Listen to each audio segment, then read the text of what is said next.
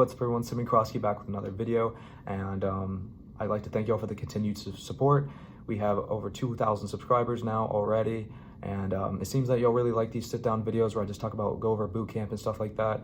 A lot of pulleys that have been shipping out have been asking me a lot of questions and stuff, just about the beginning of boot camp and the really early stages of Marine Corps, because obviously I haven't been in that long, so I can't really talk about anything else. So for now, a lot of these type of videos will continue. Seems like y'all really enjoy them. So yeah, I'm just going to continue this up, and if y'all have any more ideas of videos, just comment them down in the comment section below. And if you have any questions, just ask me on my other social medias, on Snapchat, Instagram at Simeon_Karosky, and I'll try to answer your questions to the best of my ability. But let's go ahead and get into this video. I'm going to be talking about the top 10 things I wish I knew before entering boot camp. This isn't going to be like how to make boot camp easy or anything like that, or just a lot easier for you. That was my last video. If you want to go watch that, I'll put that in the link in my description. But this video is going to be more of like the financial aspect of how you can save money in boot camp, and a lot of other things I wish I did know to better prepare me for MOS school, and a lot of like mistakes I made and stuff like that. And a lot of these sometimes don't even apply to me because but they apply to other people I saw in boot camp that made these mistakes. So I'm just going to go over these topics. Hopefully you'll find it useful and actually listen to them and apply them, because it will really help you for once you get to MOS school, so that you're better prepared and not falling behind. So and it will save you a lot of money. So yeah, let's go ahead and roll right into it.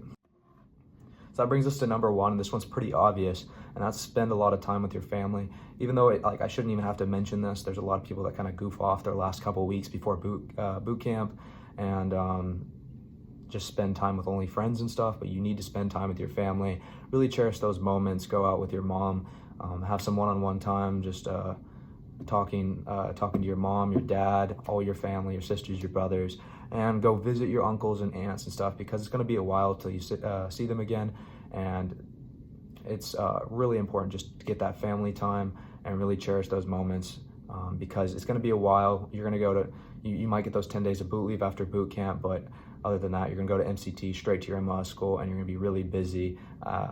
So you're really not going to be able to see them for a pretty long time until you're able to request leave. So yeah, just take that into account and remember that for sure. So that brings us to number two, and this one you really need to pay attention. And my brother told me this, but still to some extent I didn't listen fully to him.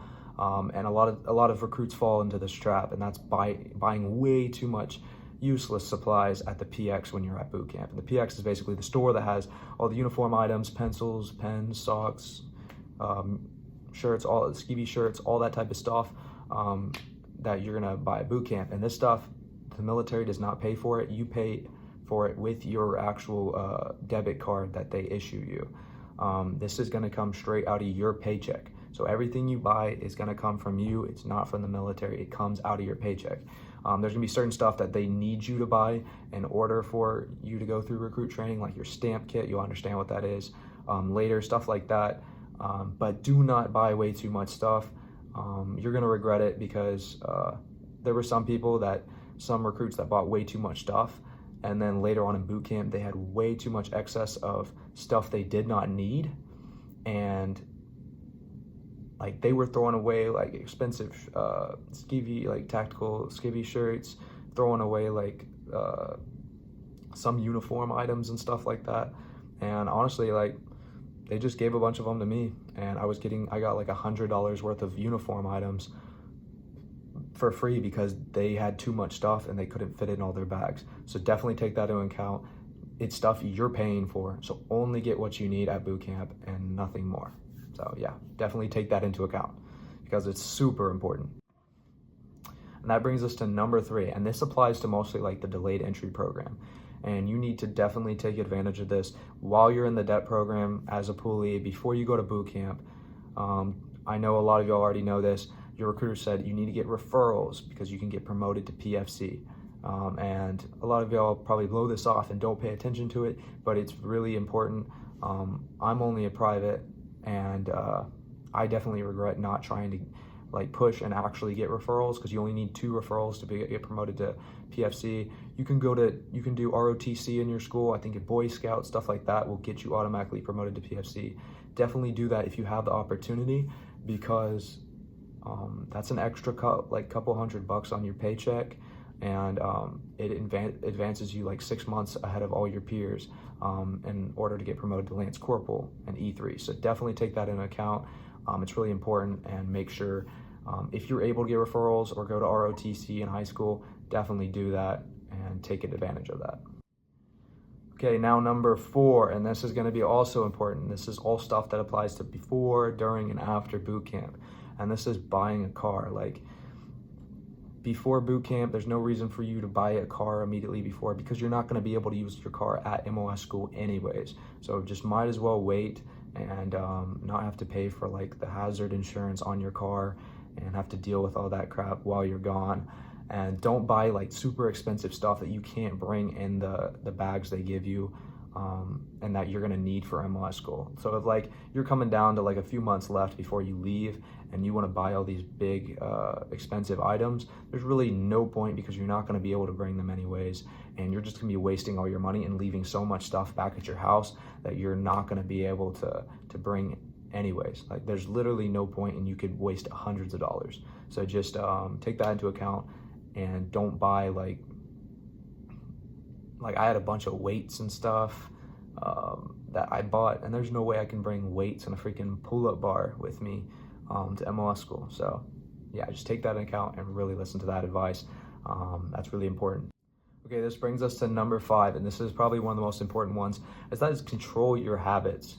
For all of you that like, you use Juuls, you smoke, tobacco, all that type of stuff, a lot of MOS schools, I think you can use tobacco and you can smoke. Like, they have smoke pits that you can go out outside the schoolhouse, like it is here in Pensacola. You can go outside the schoolhouse and smoke and stuff like that. But they do not, this schoolhouse specifically does not allow vapes. You cannot drink alcohol no matter what, even if you are of age. So my recommendation is don't, when you go back on leave, or even before boot camp, don't drink, don't do any of that, because you really want to kind of stay away from those habits, so that you don't have the urge while you're at MOS school. Because if you break down and you try to sneak out, try to get alcohol, you're gonna get in really big trouble and possibly kicked out of the Marine Corps. So definitely take that into account, and just be really smart. Listen to all the rules of your schoolhouse, boot camp, all that type of stuff, because it's really serious and you don't want to get in big trouble. Okay, this is one that a lot of people don't talk about, but it's very important, and that is when you go and get your uniform items, like your camis, you're gonna get 3 sets of woodland camis, 2 sets of desert camis, you're gonna get dress blues, service uniforms. There's a lot of uniforms in the Marine Corps, and when you go to get these uniforms, you're gonna go get checked, and they're gonna get tailored to fit you. So you really need to take this serious and actually make sure you get a good fitting. Don't just blow it off. Make sure you actually get a perfect fitting, because these are the uniforms you're going to be using for the rest of your Marine Corps career, and it's too inconvenient to try to change it and pay out of your pocket later on. So another thing with camis, a lot of people don't mention this, but you need to make sure you get the right size of camis. And another thing I recommend is during boot camp, when you're doing a lot of the combat related stuff, and you're getting your camis like all scuffed up, dirty, and they start to fade. Your camis will start to fade. I recommend during boot camp, try to wear the same set of camis, like woodland camis, throughout the majority of boot camp when you're doing all those physical activities, so that you can have 2 solid pairs of woodland camis for when you go to MOS school and all that aren't faded and actually look brand new. So try not to rotate between all 3. Just wear out one of those, and so that you have 2 pairs for after when you're going to MOS school. That's what I would recommend. I wish I did that, because all 3 of mine have like a slight fade. And yeah, just make sure all your uniforms are tight, good, and that you take care of them, and you should be set. And this carries on to number 8 pretty well, and this is make sure you bring some civilian clothes to your MOS school, because you're going to be able to wear them there. Currently, I can't wear civvies. I have to wear only camis or green on green uniform items. I can't wear civvies currently, but at most schoolhouses, you will be able to. You're going to be able to wear your civvies. So bring as much pairs as you need so you don't have to buy extra clothes at your MOS school. And also, this also leads up to number 8, which is don't buy moto gear. This is one thing that my brother told me, and now I seem to understand it a lot more, is that when you're in the Marine Corps, you're wearing Marine Corps uniforms all the time, literally all the time. And you buy like jackets, shirts, all with Marine Corps on them. That's cool that you want to represent the Marine Corps. You love the Marine Corps and you want to represent them. But when you have time to actually wear civvies, just wear your normal clothes, like, because you're already representing the Marine Corps all the time. Just wear your normal clothes. Like, you'll regret it if you buy way too much moto gear and spend hundreds of dollars on all these Marine sweatshirts.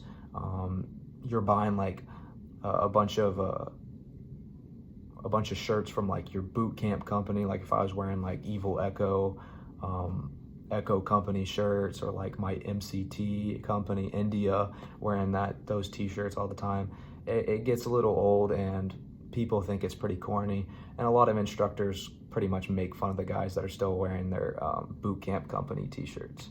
So yeah, just take that into account and definitely listen to that. Okay, so this is going to be both 9 and 10. I'm going to put these together, and that's going to be get accustomed to the military diet before you go to boot camp, because if you do intermittent fasting, if you do keto diets where it's like low carbs, your body's going to get pretty jacked up going to boot camp, like, because you're going to have to eat early morning, lunch, dinner. There's going to be no intermediate fasting, and there's so much carbs. The military eats a lot of carbs, a lot of bread, rice, all that type of stuff, a lot of high carb stuff. So your body, if it's not used to a lot of carbs, for a lot of carbohydrates for producing energy, from running and working out all the time, it might be a little bit harder for your body to get accustomed to it, if you're just so used to a keto diet of just eating high fats and no carbs. So I definitely say you need to get used to it, get accustomed to the diet, and it will help you a lot better in the long run, just getting used to the military lifestyle and a lot of the diet habits. And also 10, that's going to be start doing more calisthenic body weight training instead of weightlifting, because when it comes to the PFT, that's what's going to be important in your physical fitness test, is that it's going to be pull-ups, crunches, and a lot of running. It's going to be that 3-mile run, and that's what you really need to get good at. It's not going to be a bench press competition. It's not going to be anything like that. That's what they care about the most currently. I mean, you can get into bodybuilding later, but if you're about to leave the boot camp and you're trying to get in shape quick, I'd recommend just doing body weight training and just increasing your cardio. That's what's going to help you the most for boot camp in general. And yeah, I just recommend weights are amazing and all that for doing bodybuilding and stuff. But for now, just worry about body weight training in order to just perform to the best of your ability at boot camp. So yeah, guys, that's the end of the video. Just make sure if you have any questions about anything or related like boot camp or anything early on Marine Corps career, about MOS school, stuff like that, just let me know on social media, on Snapchat, Instagram, at Simeon_Karosky, and just comment down below anything, any questions you'll have. But yeah, I've been pretty busy lately with school and just making sure I'm studying the proper amount of time. But I will try to have a video released like every Saturday or Sunday on the weekend. I'm trying to increase that to 2 or 3 videos a week, but we'll see what happens. Thank you all so much for watching, and I'll see y'all next time.